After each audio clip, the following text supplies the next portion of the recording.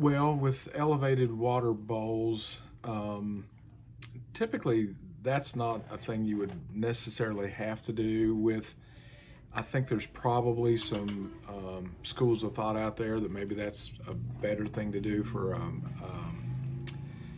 just a general health kind of thing. I generally recommend that whenever there's just a regurgitation thing, wherever they drink and typically drink very fast, and then they just basically just regurgitate it back up. And if it's not associated with any kind of stomach, infection or anything like that. So it's not a bad thing to do. I don't think there's a downside to it. I do think in times where dogs, if for some reason if they had a weak esophageal sphincter or they drank too fast, and dogs do that, and if they would typically do that, it does kind of elevate their head, and then with that it facilitates water going down and staying down. So if you need to, not a bad idea. If you don't, I don't know that you would necessarily have to do that.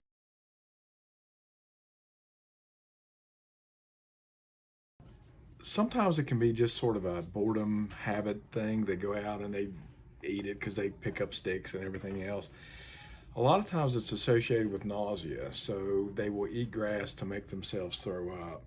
And in dogs that may be exposed to potential worms, and by that feces that may have worm eggs in it, one of the biggest things with that would be whipworms, and these can, untreated, can really make a dog really, really sick. So it's a little bit of an indirect correlation between eating grass and whipworms, but if I hear that, we are checking for that.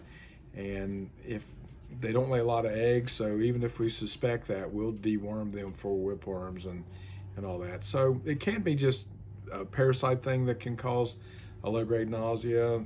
Anything that would cause nausea, from food sensitivities to other stomach illnesses and things like that. So typically nausea does that.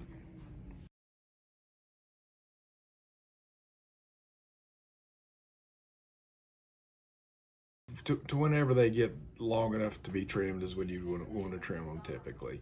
If it's not a bad idea to do a practice run of that, and then that way they get used to handling the clippers and being handled, and the sensation. It's just the pressure. It feels kind of weird. Nobody likes that. So if they get kind of used to it, and then they realize it's not going to hurt them or anything like that, it's good to start young. But as far as they usually, if they don't need it, you don't really typically need to trim them.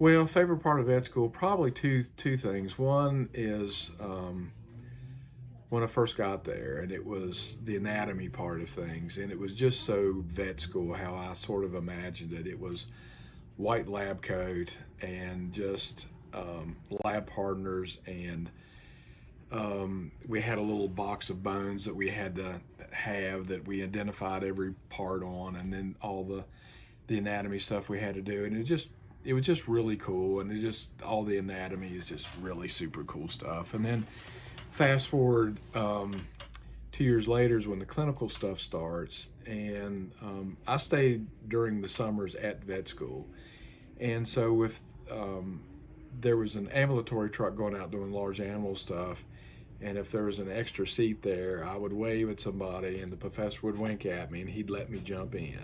So then I would go, and I wasn't really at the